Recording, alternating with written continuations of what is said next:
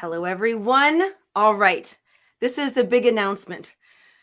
The biggest spiritual scandal has happened. It's here. It's now. And what we have done we have framed the angels. We've locked them in the basement, and we're calling them and blaming skeletons in the closet. And you know why we're doing that is if you think about that, when you say, oh, well, I've got skeletons in the closet, or we all have skeletons in the closet, it almost makes it shameful. Like, you leave those skeletons there. You don't let them out. You don't deal with them. Everybody's got them. So you just shush and let them stay there locked away. But GP and I are here today to install a doorbell in the basement for the angels. And I'm not really being funny about it, because angels in the basement, I was thinking, we offer compassion. We're thinking, wow, there's angels like in the basement, like, let's get them out. But when you say we have skeletons in the closet, like, nobody wants to let them out. Like keep them there. So it's so interesting that when master spiritual teacher GP Walsh here wrote the book Angels in the Basement, it was such an interesting title, and you want to explore it. And it's very inviting, and says, well, why do we want to let them out? Why are they in the first place? Who are these angels? And what will happen if we do let them out, like skeletons in the closet? So let's start with this one. I wrote here that, okay, so we've got, this is Angels in the Basement, Soul Reconnection, face-to-face meeting with your disconnected soul. And I am going to bring that right back to skeletons in the closet. Are they the same thing? That's funny. Well, you did surprise me, Lisa. You should all know that this isn't scripted. I don't know what she's going to say until we show up here. Well, they're very similar, right? Except the angels were in the basement first. They got thrown down there very early on. And because they weren't allowed to be an active participant in your life, we do things that we later become ashamed of. And we don't want people to know about, our dirty little secrets. That's what the skeletons in the closet are, or the things that we do and we won't want people to know about. We may not even be ashamed of it, like political intrigue and things like that, the exposure they don't want the media to find out when you're running for office, Yes. about those little kids and the prostitutes and the like. But they all come from the same place. All the skeletons of the closet, all of our deceptions, our manipulations, our lie, our shame, they all come from the fact that your disowned self, your disconnected soul, has been languishing in the basement. The real you isn't like that. The real you doesn't need to hide. The real you has nothing to be ashamed of. It is the false sense of you that gets created as a reaction to the environment, as a matter of pure self-preservation. It gets very twisted, right? Because remember that the sense of self, the egoic sense of self, is not a thing. It's not substantial. It's a bunch of ideas we accumulate about ourselves, most of which we have gotten into the house because the door was open. We didn't know how to tell them that, no, you can't come in, right? There was no discriminating factor there. So the structure of our sense of self is made up of all of these things that have accumulated over the years. And because the egoic mind, or the sense of self, or the false self, whatever you want to call it, is insubstantial, it is doing nothing but reacting to the environment, trying to figure out how to get what it needs. And then sometimes those needs can become very inflated, and it wants a lot of power and money and influence or celebrity, all of which to try to give it some kind of a sense of safety, a sense of meaning, a sense of actually being. And that simply arises out of the fact that the egoic mind is insubstantial. It's a fiction created by the nervous system and isn't actually real. So it's never going to feel solid. How can it? Right? There's nothing there. And so it spends all its time trying to convince others of who it is. Right? So if it gets the feedback, it feels okay. And so the skeletons are all of the stuff we have to push aside in order to maintain this facade. So that's all happening on this level. Underneath that is where the actual angels are. When I mean the angels, I mean the reality of your being, the real attributes of your real self. And that's still there. Oh, I'm so glad that you okay, so that is very helpful, because when I was reading the light letter, which is the show description, we'll say the introduction to it, and it said that the angels in the basement are messengers, and they have messages. They are reminders, they are invitations, they are gentle coaxing for you to look around and see. And I like that, because now that makes more sense to me. We're kind of, we're unwrapping all this, like, who are these angels and what are they doing? But I like that, because reminders, so a skeleton in the closet, we don't want them to be reminding us of anything. Pack them away. But the angels really are there they are the messengers to remind us of ourselves, or they are ourselves saying, hey, remember me. It's both. It's a matter of how you perceive it, right? Historically, mythologically, in the medieval time, we got the angels, right, with wings and stuff like that. That really hasn't was perceived before. But look at Hermes or Mercury, right, with wings on their feet. The wings have always designated a messenger, right? And the message was always from the deities. It was always from truth. It was never a lie, right? And Hermes is particularly interesting because he occupied a place that wasn't all that unlike Christ. He was a trickster god, but he was also a mediator. He helped humanity when gods were being oppressive. And so there was this wonderful significance of this being that could move instantly from place to place to place. That's what the wings symbolized. And of course, also then the dove or the Holy Spirit and all sorts of things got associated with that. So, but when you think about that from that perspective, it is a message from God, the message from your true self, right? And so these messengers are forever communicating to you who you really are. And sometimes they have to communicate by virtue of by letting you know what you're really not. And that's when it becomes uncomfortable. These voices that we then say are awful, they're bad, we need to make them be quiet, they're demons, they're loud, they're obnoxious, they're self-sabotaging, right? They're not self-sabotaging. They're sabotaging you. They're sabotaging the egoic mind. Always. They're never sabotaging you. They're coming from you.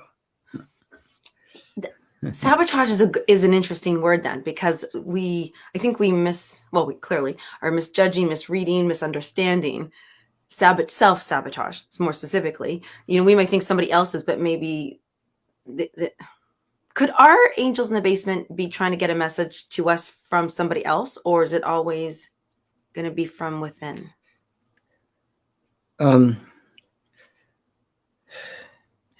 They can. It can, right? I remember, I don't want you to think about them as like beings down there, right? Yeah, I think I'm stuck on house full of critters, right? Whose turn is it to deliver the message, right? The message and the being, the message is the being, but the message and the messenger are actually one. And so any kind of intuition, any kind of inspiration, any kind of insight is an angel. Oh. That's what it is. Any aha moment is an angel, right? And you could tell because it resonates with you and you feel the truth of it. That's how you can tell. And sometimes you don't want to hear it, because it says, no, this no, you should, no, this, you shouldn't, this isn't going to work out the way you think it is, right? Or that element that tries to trip us up. That may not just be the nervous system trying to stop you from something. It could be a message. And the only way to find out is to become sensitive enough to be able to tell the difference. Yes, because that's the one of the big thing is that we talk about the nervous system is defending. It's in defense, but it's shielding you. It's not you. It's not so shielding you. It's shielding your natural being, the very Yes. you essence. It's not shielding you, the ego. It's creating an ego. The nervous system is creating an ego to help For the intent, for the express purpose of hiding you from yourself. Yeah, darn it. Yeah, can't this? The nervous system, is it ever helping us to reveal our true nature, or only hide? Only hide. It's not a thing. It's not an entity. It's a functioning. Remember that. It's like a robot. And its number one job is keep the organism safe. So any sense of any kind of danger or threat to the system will be resisted. And so that spills over into our life when we're not conscious of the mechanism and how it works. And by the way, it's the angels that make us conscious of the mechanism and how it works, right? It's operating on its own like any robot would, okay? And you don't have the keys to reprogram it. And so it's just gonna go along with its assumptions that it has drawn based on the experiences that have been had and the behaviors that got created in order to keep you safe within that experience. So you can see it's a pure functioning. There's no conscious thought. There's no discrimination. There's no consciousness there at all. It is purely reactionary. And the angels are that which knows that that's what it is. Right? But you don't listen to those voices. You're so busy listening.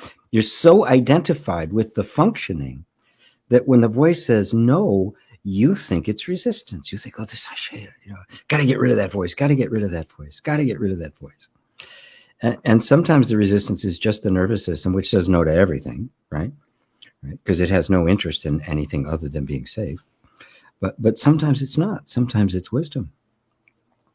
And you have to be willing to listen long enough to find out and create enough safety within the system that the nervous system comes off of defense enough so that both sides get a fair hearing. See the scandal. Haha. Scandal. Scandal. Okay, so oh boy, we can make it on the Lifetime channel now. Yeah, the big words now. This was huge that you said that. I just caught it when you said we cannot reprogram the nervous system. That was so huge because I get now the difference. We're not reprogramming. It's like this is where the self-help, then that change your mindset, everything. This is where the self-inquiry. It's about listening, not reprogramming, not changing how the nervous system is responding, because it's not going to. It has one function. It's been programmed. But to listen to the angels, to the messages, to the intuition, to the reminders. Yeah. And that is how I want to say the angels get the base, but I don't want to say that because now we're right back into that. Picturing them as little critters, it's gosh, it's so hard not to personify everything. The nervous ego, I want to create this thing so I can understand it, but that's okay. That's what myths and are for. That's what metaphors are for. Because how do you can't actually conceive of something that has no form, that occupies no space, that isn't in time. You can't conceive of it. Right? And so what we always do, it's one of the examples I use is like, the Statue of Liberty. That's not liberty. That's not freedom. It's a representation of it. Some artist's particular embodiment of a quality that, what does freedom look like? Who knows, right? What does love look like? What does truth look like? How much does it weigh? But because of its infinite nature, that it has no borders like that, it can be expressed in a million different ways, and we see it reflected in the form. Yes, reflected in the form. I love that. Well, that's what all of us are. We're all truth reflected in a form. You think you're the body, but you're not. You're God expressing herself as form.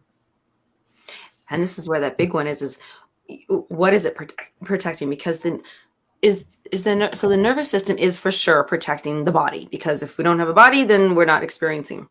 It's protecting the ego and how the aspects of the form that we would put out there. But why? How? I think aspects of ourselves change. Well, they have to, because we grow up and we have different experiences.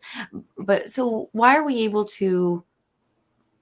Not reprogram, but reprogram the aspects of ourselves. How are we able to shift those around, but not? Well, a lot of people do that, various kinds of techniques, self-help and hypnotherapy, NLP and all that.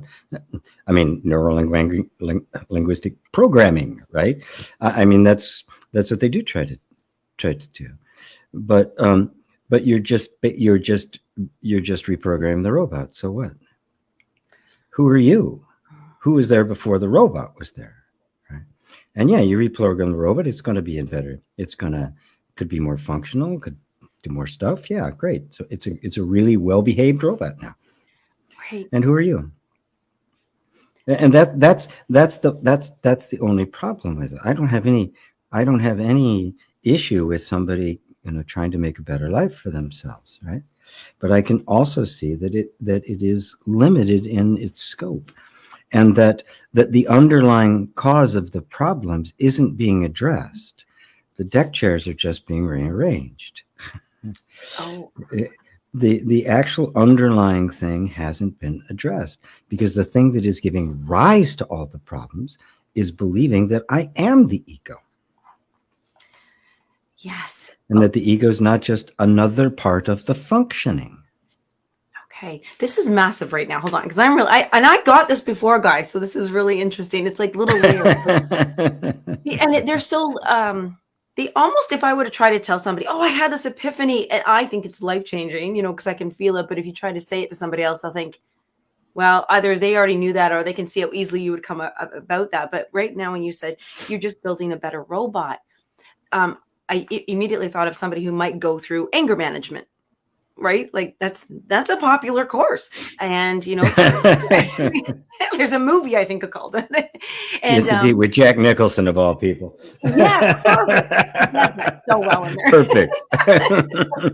But when that's building a better robot, or it's, anyway, yeah, we don't need all these examples. Please share any of yours if you come up with some of these like that, or you're wondering like, oh, wait a second, am I building a better robot, or am I doing self-inquiry? Am I listening to the angels? If you're wondering, please put that in comments, because in about 15, 20 minutes, we're going to start reading the comments and bringing you guys into our Homeschool Live here. Oh, which I forgot to say that. Welcome to Homeschool Live. So I think I jumped into the scandal right away. But so the building of the better robot, like, yes, because we are trying to function in the best way that we can. We want to interact with people. We don't want to be hopefully in prison if we're stealing or doing all that. We don't want to. Is that suffering? Because GP, always saying, end suffering, be happy. Is suffering not hearing the angel's message? Yes. I mean, it's very simply put, yeah. If you're not listening to your own voice, the voice you're listening to is not going to be yours. So how can it possibly be satisfying? How can you be happy acting out a life that actually isn't you? You can't. That's the whale in the swimming pool. It's the lion in the cage. It's the elephant on a chain. You cannot be happy like that. You know something's wrong. How do you know? That feeling that something's wrong, that's an angel. Right. Because it is wrong. So every emotion that might come up, such as disappointment, dissatisfaction, illnesses, it could be like a constant headache, like, oh my gosh, this angel is knocking from the inside and I can't let it out. Or this can't do anything right, nothing works out for me. Are those, we know that there's a message, we can hear our voice, but we don't know how to listen to it, or we refuse to listen to it. Well, we have to come to learn to distinguish the nature of the message. When you hear something like, nothing ever goes right for me, well, that's simply not true. And if you actually examined your life, you'd find out that that was not true. But notice in that moment, it's being stated as if it was an absolute fact, right? That's simply a reaction to a disappointment, right? And if you leave it there, you don't go in more deeply in it, to simply be present with the natural grief that happens when we're disappointed, right? Now, if you're just present with the grief that comes as just a part of human life, then there's no great story about it. It doesn't become repetitive. It doesn't become a permanent characteristic, right? Because that's what happens. We then begin to see the world through this lens that nothing good ever works out for me. We then begin to interpret it that way, and the world begins to look that way, and we have literally created a life in which nothing works out for me. Right. Because we won't even pay any attention when something does. We'll diminish it, we'll discredit it. We won't even notice it, right? Because this is the way it works. It becomes quite myopic, because this is what minds do. They're always wanting to generalize out of something.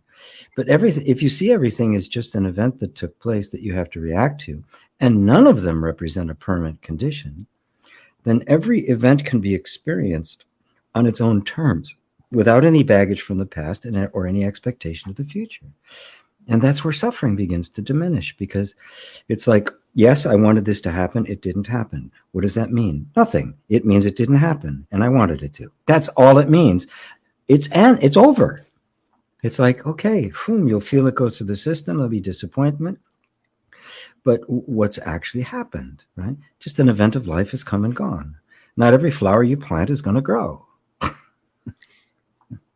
Yes, actually, no, I was only going to say something funny, because I'm a really great sprouter, and my seeds didn't sprout properly, and I was so upset the other day.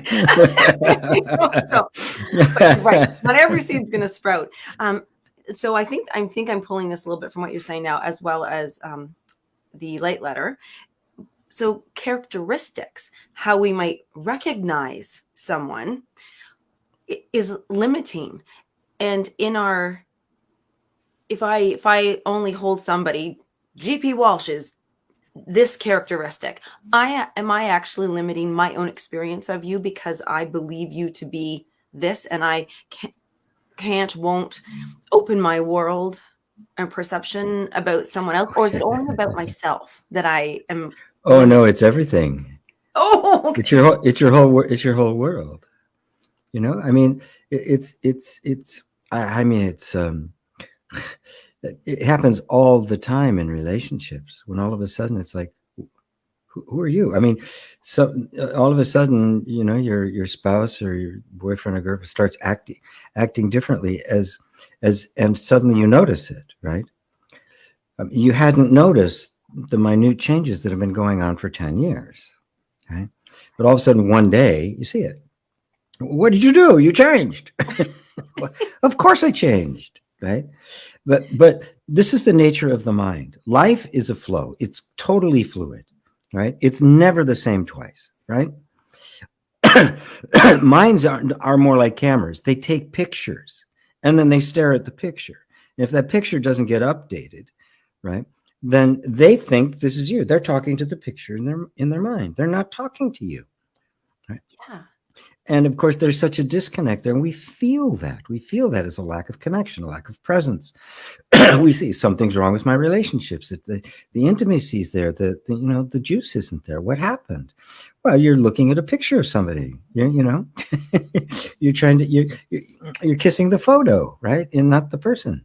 I mean, literally, that's what happens, because the mind frames things, Yes, and wants them to stay the same. It cannot deal with a kaleidoscope that's constantly changing. It gets dizzy. One of my favorite Yet words. that's what life actually is. Yes.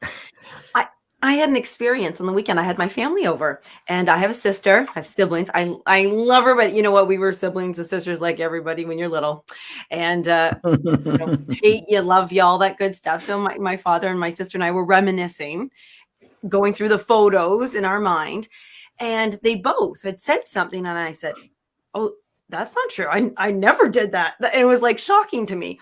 And then my dad, I said, "Dad, is that true?" Like my sister was saying I did something, and he said, "Well, no, your sister told me this." And I went, "Well, wait a second. Now everything's coming from this side. Hold on here." And so The eyewitness is not credible. that's right. He was trying to get me in trouble.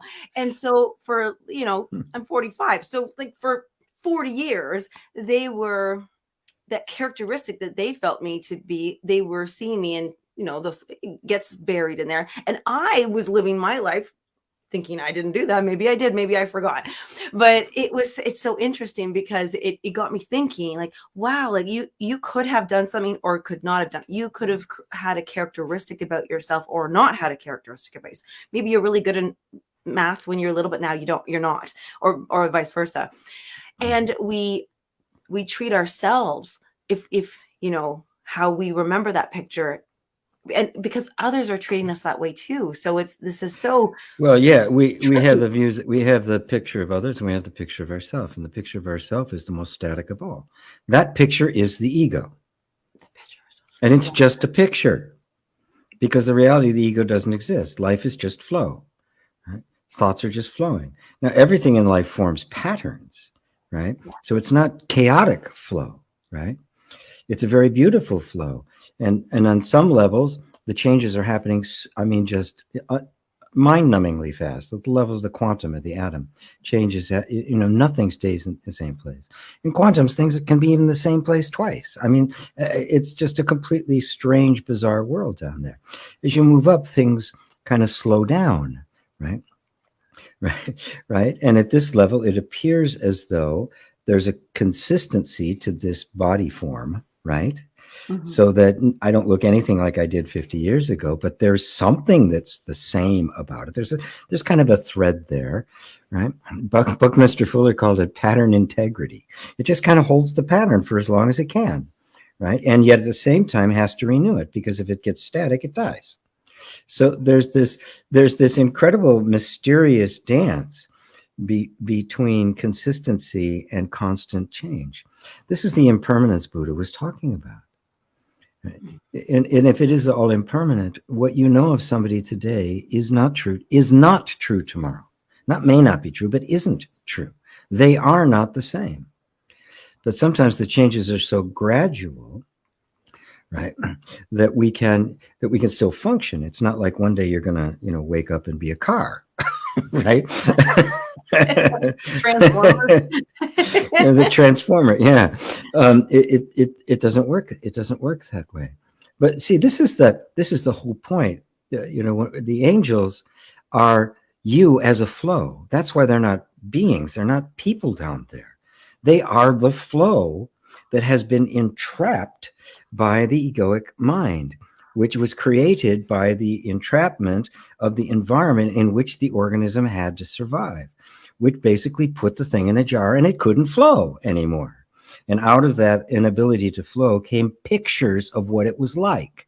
Kodak moments, little video clips. That's the egoic mind. That's all it is. Yes. Oh. We have to let it out of the jar and it'll start to flow again. And that's what all of that is. The energy, the messages, the angels, they are the flow trying to get out of the goddamn jar. Yes. Wow.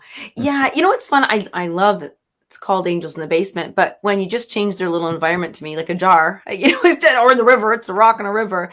You can feel that. So the angels are the flow, and that really gives them that fluid thing. I love that you said that nobody is literally the same the next day, but it's not like they're a complete transformation. There's just something that's different every day.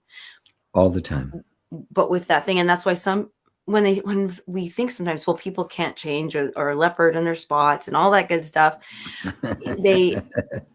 there's something that changes. It's not that they're changing and reprogramming the robot, but that they are remembering who they are more and more.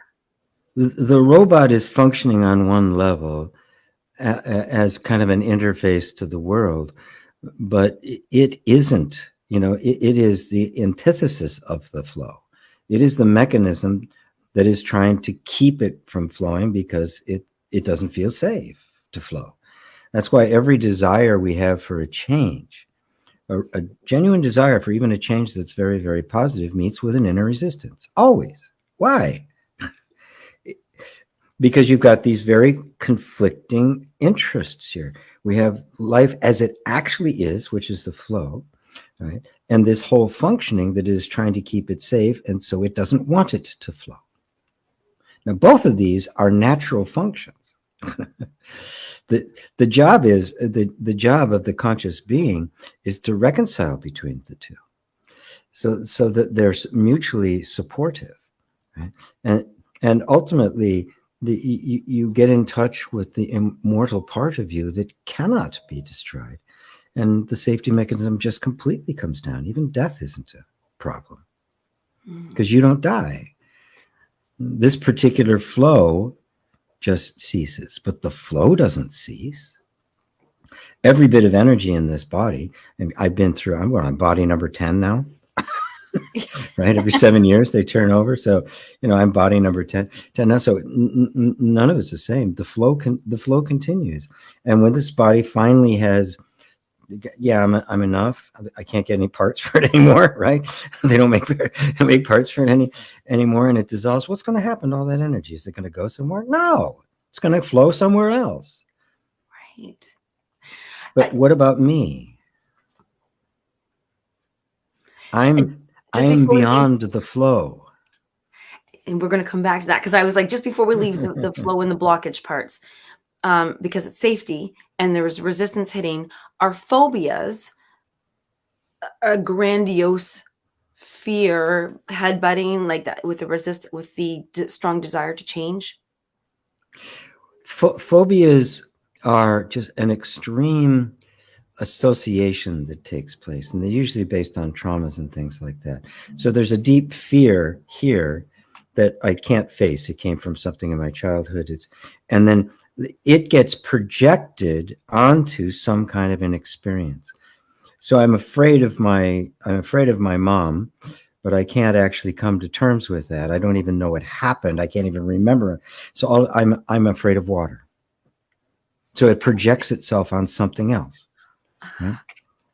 Something that I can be aware of, because this is going on down here, and we think up here in this conscious part is all there is, and in fact it's the tip of the iceberg.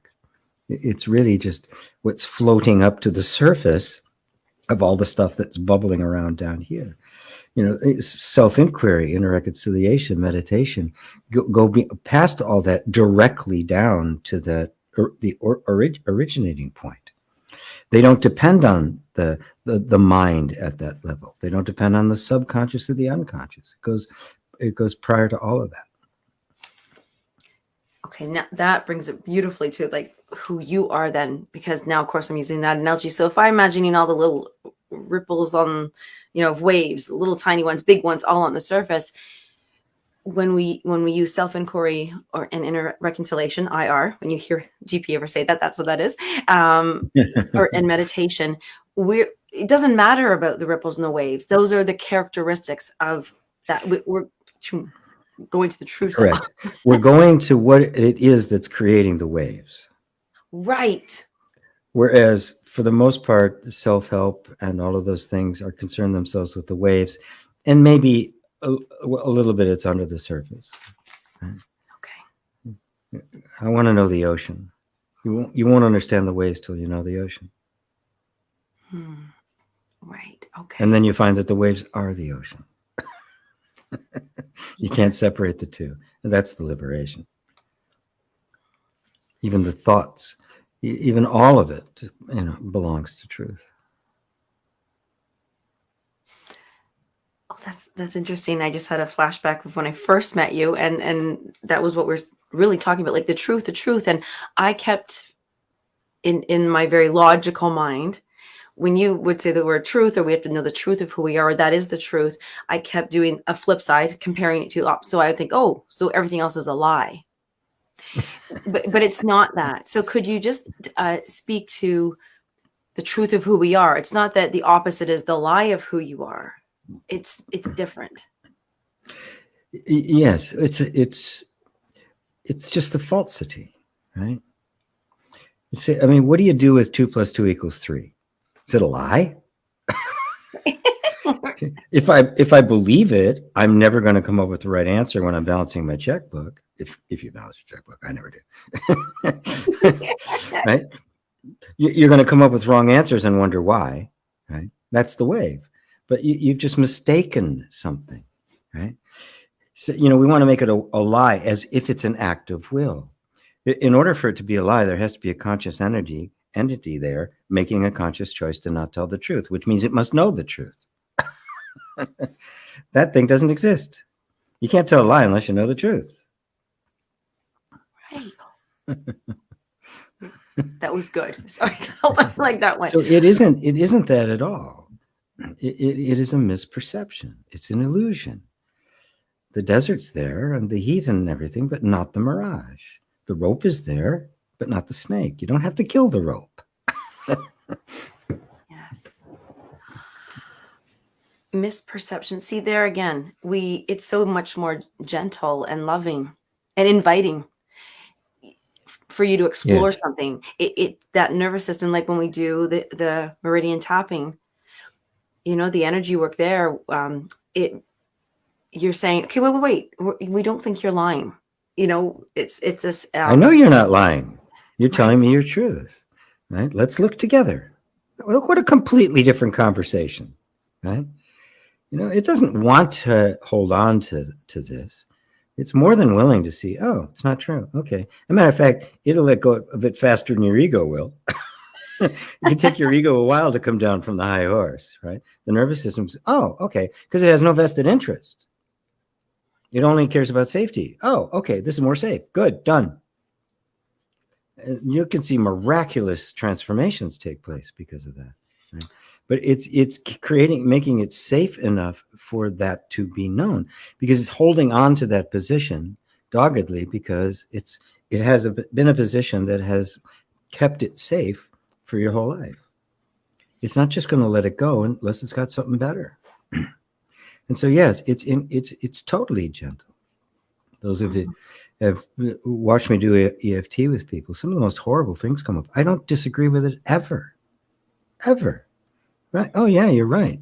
I do suck. My life is horrible. I mean, if you say, no, it's not, and start affirming, what's it going to do? It's just going to blow you off, right? It's not going to take you seriously. But if you say, you're absolutely right, immediately, I mean, what happens to you if somebody tells you you're right? They're arguing, you're wrong, you're bullshit, right? What do? You'll hold on to a position you know isn't even true because you refuse to give them any pleasure, right? But when somebody says, yeah, you know what, you're right, I can see their point. Yeah, I get it. Yeah, so maybe you are right. Let's look together. That's an open conversation. I love that. And just to share with everyone here, the book, and you can get the book for free. It's absolutely free. Just click on the link. We either can put it here, or you just go to gpwalsh.com. It's right there on the front, or from the light letter. But Angels in the Basement.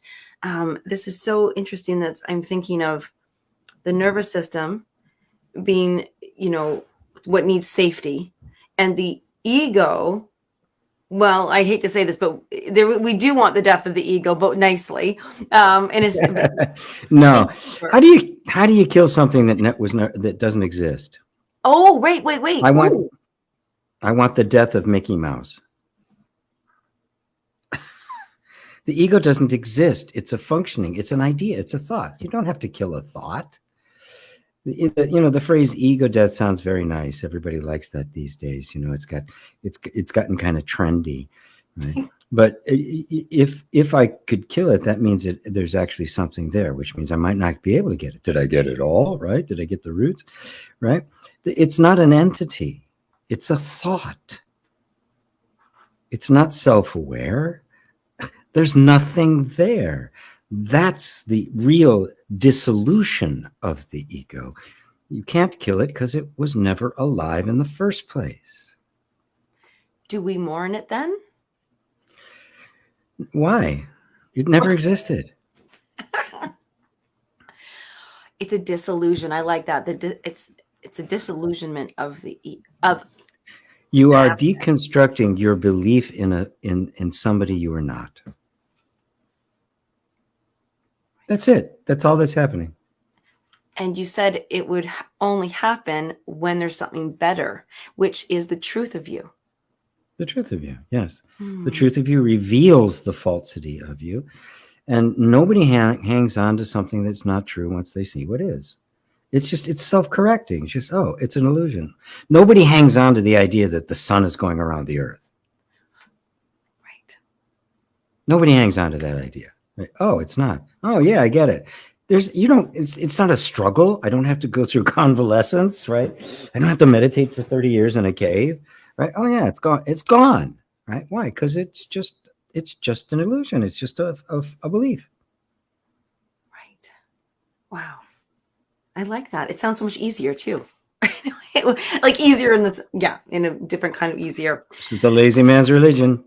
Yes, I like it. We're going to bring in some of all the comments here and the questions, because as you know, on Om School Live, we have our theme, which is Angels in the Basement, which is a face-to-face meeting with, and I'm going to say, your disconnected soul. Yes, with your disconnected soul, which is completely what we've been doing. And I do invite if you have your own question pertaining to this theme and saying, I'm not sure where I am in this, or wow, share something that has come up for you, like all my little, like, oh wow, this means this. So let's GP, let's go through and see if there was something specific. Okay. There's a lot more than I thought. Hold on. They sneak in when we're not looking. Yeah, good for you guys. And big hellos to everybody here. This is why I love these teachings, to be myself and to live from myself, not from the better, improved. Yeah, Eva, yes. We have Kimberly. Yeah. She's excited. She's learning stuff. She's mostly, you're not a late bloomer. It's exactly perfectly in time. Yeah. I mean, I still think I'm a late bloomer. I'm late, that's for sure. and these are gifts in the teaching, because you know what the gifts, as I'm seeing it, is ending suffering, and then yay, we get to be happy. Woo! Well, when you have, what is that feeling that's like, oh, this is easier than I thought? That's an end to suffering. It's an end to the struggle. Yes. It's like, oh, it isn't as hard as I thought it was. Oh, what a nice thing. Yes. You're like, that wasn't as bad as I thought it was going to be. Oh, wow. Yeah. That's the end to suffering. The defense is coming down, and your whole nervous system beginning to flow harmoniously with life is the end of suffering. And what is the consequence of just flowing with you as you really are? Happiness. Yeah. That's what it is. It's being yourself is happiness. It's not a state you arrive at. It's not something you achieve. It's not an accomplishment or an acquisition. It is simply being yourself. I love that. And when you are yourself, there's no more desire to be anything else. And that ending of the desire is the liberation. The consequence of being yourself is happiness. That is a quote, you guys. I love that. I'll take that consequence. And Blinky Boo is sharing with us that though she missed the first 15 minutes, it was a coincidence. There was a conversation she was having out loud at times with self that was so in tune to hear. This is, yes. What I've noticed is that when action is taken via the heart, wow. But in my case, there has been always a huge price to pay. Okay, hold on, because we just said the word consequence, so that was neat. That was good timing on that one. A price to pay, is that the ego speaking, saying, you disillusioned me? And that's like, we feel like always price. Always. When the tree loses a leaf, does it go, oh God, what a price I had to pay for? Yes. It's just the mind. It's just the mind making shit up, right? The ego is built out of attachments and desires and And so from the point of view of an ego, when it has to let go of something, it's a feeling of, oh, I've got to renounce and I've got to let all this go. And then the ego can get into its martyr complex about, I'm surrendering it all to God. Oh, it's all nonsense, right? The ego is not a thing. It is a collection of thoughts. And who in the world isn't perfectly willing to surrender something that is hurting you? Yes. The thing is we don't know it's hurting us. We think it's benefiting us, and that's the illusion. But once that illusion is gone, right? We go, oh, this is a snake. I think I'll put it down now. And it's the angels who are letting us know to look at that and see if it's that. Yes, the discriminating voice, that which is discerning between the two, that which even brings your attention to it. That's what is metaphorically depicted as the angels. In fact, the angels are all just the oneness of being. It is all the one, revealing the one to itself. Right? The messenger is God, the message is God, and the one to whom the message is sent is God. All roles. All roles. Yeah. Truth. Yes. Oh, I love that. I just have to say something to Kimberly about her being a late bloomer. My oldest student, beautiful, Sister Mary of a teaching order in Missouri, a nun, Catholic nun, been a nun her entire life. I got my first message from her. She was 98. And she was so happy she'd found inner reconciliation. She was listening to all this stuff. She was giving inner reconciliation to all the nuns in the convent. That was about 5 years ago. I haven't heard from her of late. Oh. And I can't remember what the convent was that she was at. She told me once. I really wanted to go and find out if she's still there, but she's probably gone home. Bless her heart. That was just like this most wonderful. I had a little struggle with technology, so Evan and I would just spend a lot of time just helping her. I mean, it's just wow. Anyway, so there are no late bloomers. That's so encouraging to all of us to just Oh, I had to see if there was a comment on that one because I was just yay.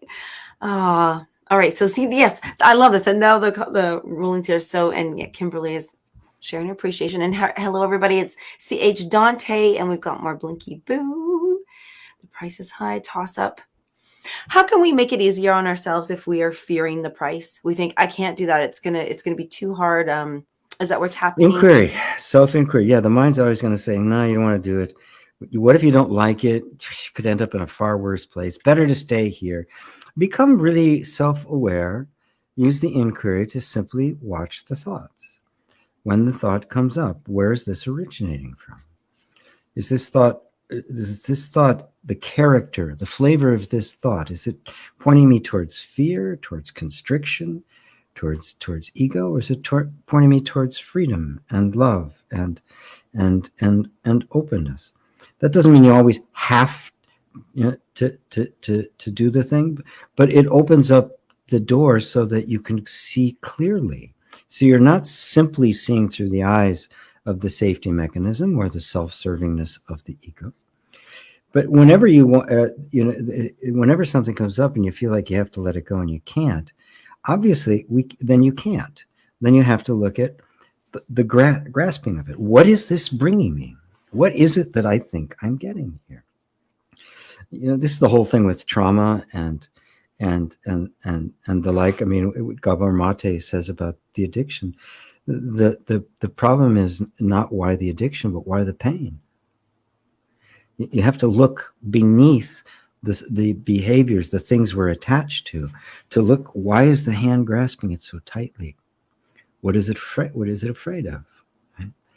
And oftentimes they'll do that in a reconciliation with somebody. You get to that end, you go, what are you afraid of? What are you protecting me from? What do you think? What are you going to lose if you let go of this? Right?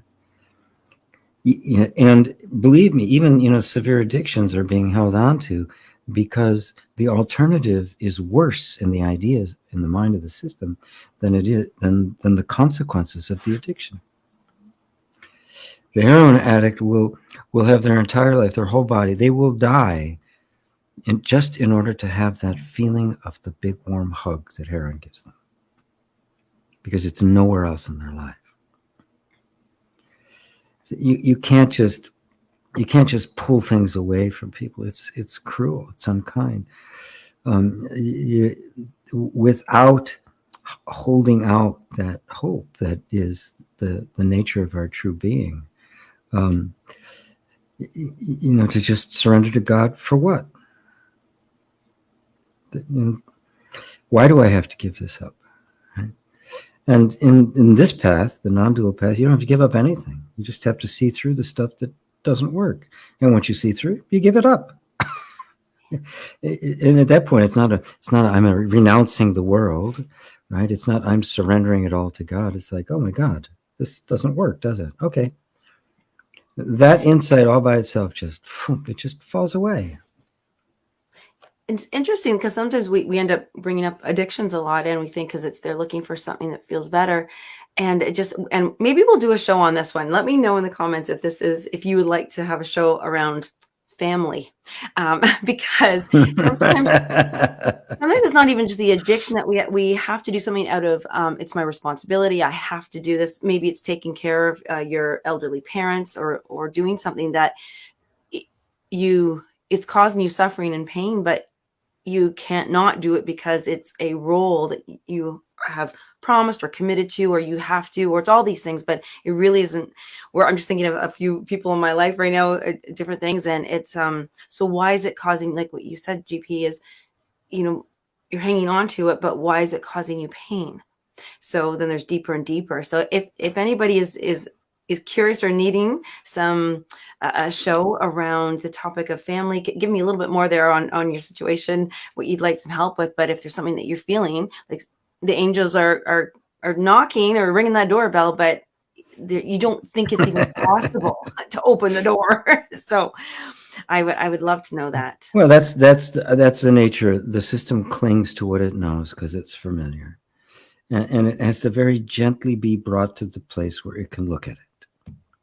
And that's why, the bottom line of this is love. You have to lovingly, compassionately bring this whole energy to the place where it can look at its assumptions. Right? You can't force something to look at their assumptions. Right? It's scary. Yeah. You can't just say, get rid of that. It's no good. Yeah, it is. Show me that it's no good. Get rid of it. Right? This is kind of the aggressive, almost violent way we treat ourselves. Yeah. But it doesn't work. The only thing that works is love. Love always works. There's no defense for love. Oh, well, that's beautiful too. Remy here. Hi, GP. Why does the ego thought have a constellation of associated beliefs, thoughts, and patterns in a spiritual sense, not the conditioned sense? Well, in a spiritual sense, the ego doesn't exist except as a thought. Right? So there's no entity called an ego. So what you're looking at is a functioning, right? But what's the nature of that functioning? The functioning is simply the way the mind works. It's always basically, it gets one idea and then other ideas gather around, because any idea, any belief is an organizing principle. It gives me a perspective and a perception to interpret other things, right? And so when this belief comes in place, it will, of course, collect other things around it that are like it, right? Having a conversation with somebody, and somebody starts telling you all the bad things, and you're not conscious yet.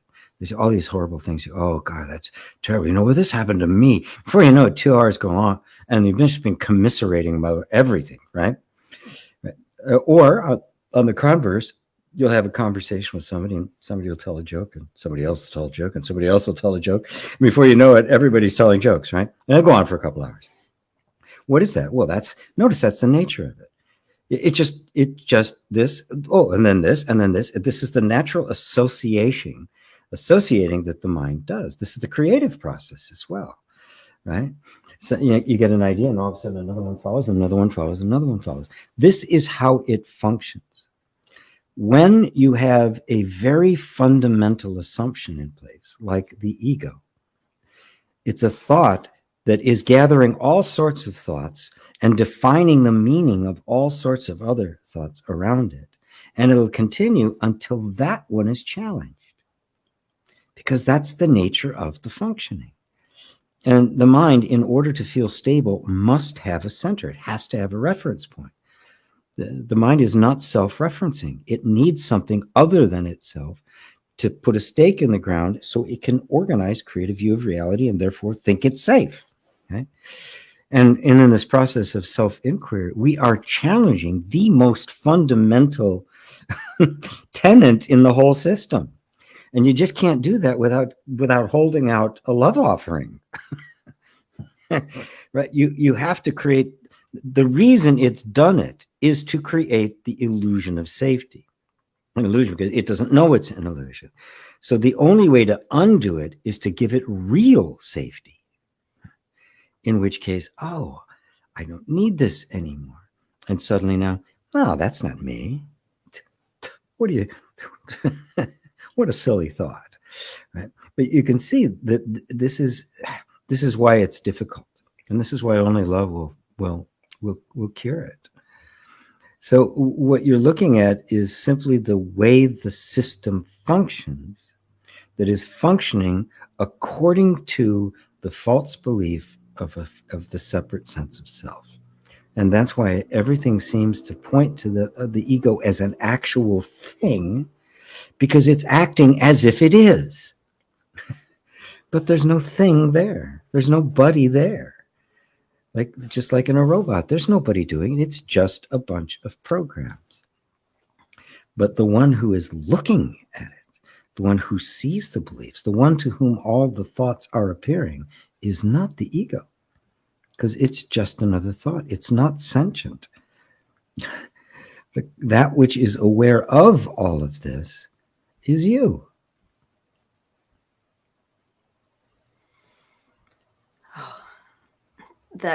This robot thing is going to be the biggest thing that has helped me. So I really appreciate everybody bringing this up. and there was a bit more from Rumi to share on that. And I think we've talked about it, not specifically in that, because there is this, I think that there's this major tension that is about to relax. Like they're having trouble relaxing. Like you said, I can't meditate. I can't relax. Are they saying I'm too afraid? I'm not safe enough to look within? Could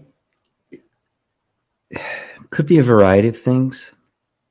Remember the mind is in a constant state of distraction.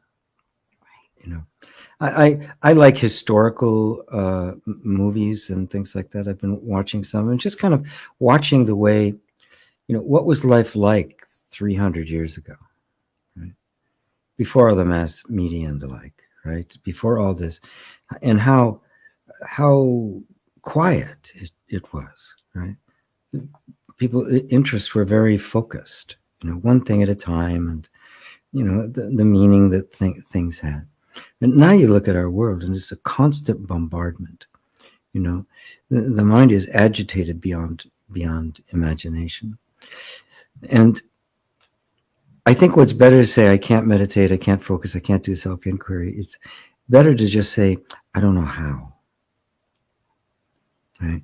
I don't know how to put aside all this noise. Oh, good. Now, we can work with that, right? When you say I can't, as if it's some kind of something you don't have the ability to do. Right now, can you be aware of the fact that you're breathing? You're meditating. That's it. That's all there is to it. It's very simple. Even though there's a lot of stuff, and your mind might go, well, the breathing, it's got all these things about what meditation is. It is simply any time you bring your attention to something and just look at it, even for a split second. That's all it is. And so that's why focusing on your breathing is is such a common device used in meditation to get it started. But you find people frustrated with that because they think, okay, I'm supposed to think about nothing but my breathing for 10 minutes, right? And you can't even do it for a tenth of a second, right? But notice that I can't do it for a tenth of a second. All right. But I am aware of the breathing. In fact, I can have all this crap going on in my mind and be aware of the breathing at the same time. Well, isn't that interesting? If the breathing wasn't happening, nothing else would be there either. Isn't that interesting? And notice now you're beginning to inquire, but it's very just this gentle way of kind of working your way into it, rather than trying to force it as a formal practice. You know, just if you just followed me right then, you were meditating. Congratulations, you can do it. Right? You've just never been properly guided, and most of the meditation that is being taught these days is just wrong. It just misses the point.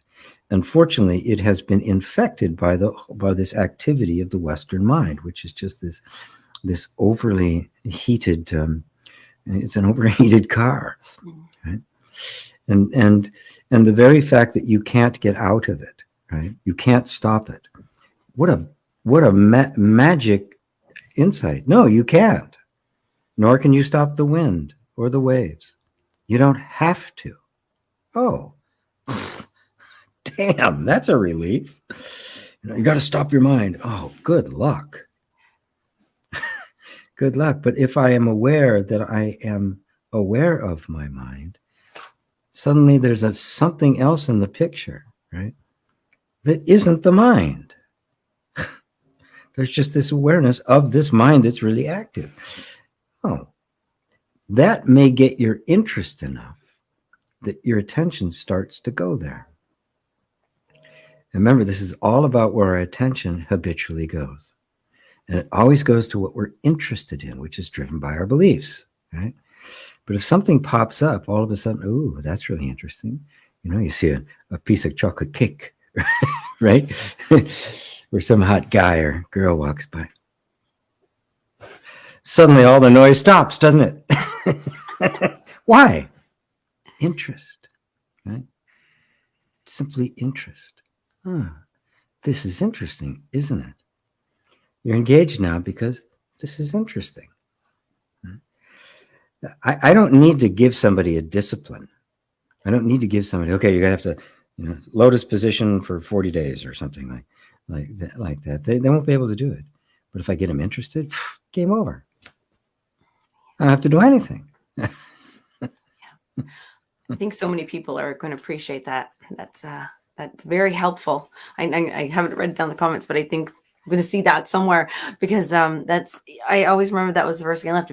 One breath, not even half a breath, just thinking about the breath is going to be helpful. And I will take this opportunity because the first Monday of the month, which is September, is coming up in. Oh, wow. Yeah, we're Tuesday now. So on Monday. So GP, that's where for EWN, GP does a beautiful self-inquiry guided meditation. So I'm specifically inviting you guys to that one, and we'll stream it here on the channel. So you'll see it. I think we do, right? Yeah, we do it on the Facebook group. We do it in the Facebook group. We do it on, I've been doing, last time I put it on YouTube as well. Okay, yeah. So we'll put it there by at 12 p.m. Eastern on Monday. And it's just a shorty. It's like less than 30. It's 30 minutes total. So, and if you can't do this live, then just watch it after. But that's very helpful. So that's a little tool for you. And and we'll do one more little last question. Somebody said, Elaine says, yes, the true self is always aware. Elaine, take that one step further. The true self is awareness itself. It's not something that is aware. Your awareness is the true self. That's God.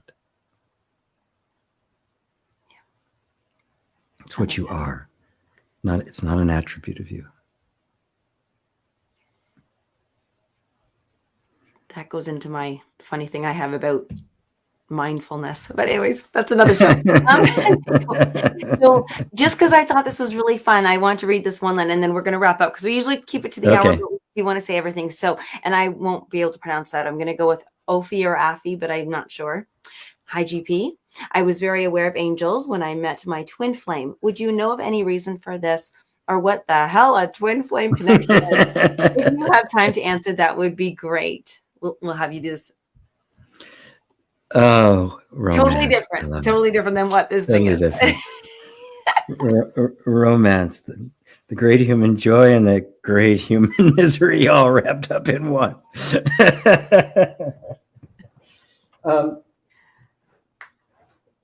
You know, what I would say is this. First off, you know, we've all had the experience of kind of this like soul connection kind of thing. Sometimes it's been romantic, sometimes it's been friends, you know, sometimes it's been to a book or a teacher or something. There's a resonance there, right? I want to always bring attention to what the actual experience is rather than the names that we give it. So people will give it the name, it's my soulmate, twin flame, right? And then they get divorced, right? And they, well, it wasn't really my soulmate, it was, right? And so what happens, the moment something gets named, all sorts of ideas and stuff begin to collect around it. And none of the ideas are actually the real experience itself, right? You know, you said you met your twin flame, right? So put the twin flame name aside, which is just a word, right? And instead just put the attention on the experience of it, right? The beautiful sense of union, the sense of compatibility, the sense of ease, right? The sense of this was just so natural, the way it flowed. And then later the mindset called it a twin flame connection, right? So what the hell is a twin flame connection? Well, I don't know what it is for you. I don't know what it is for anybody else, but for you, it is whatever it was you felt with that one with whom you were so connected. That's it. So don't try to make anything more out of it, because somebody else will come along, they'll have their own kind of thing, right? And then they'll use the term twin flame. And you'll probably find if you sit down in depth enough, there will be similarities, but there'll also be differences, right? So is there such a thing as a definition of this is twin flame, this is not? The answer is no. Life is too vast. You know, most of the feelings that we have are so subtle, we don't have words for them. And what happens is the richness of our inner world, the Ananda world, the world of feeling, right? When a word gets put on top of it, it kind of constrains it. And somebody say, oh no, that's not a twin flame. That's not really a soul connection. That's something else, right? And how do you know, right? All you know is your own experience, that you now have taken this word twin flame to refer to that. So when you say, what the hell is a twin flame? It's that. Does somebody else have the same experience? No idea. But don't limit it to the word twin flame, because that constricts it. And that there are no words that are big enough to actually capture the depth and nuance and vastness and variety of our actual experience.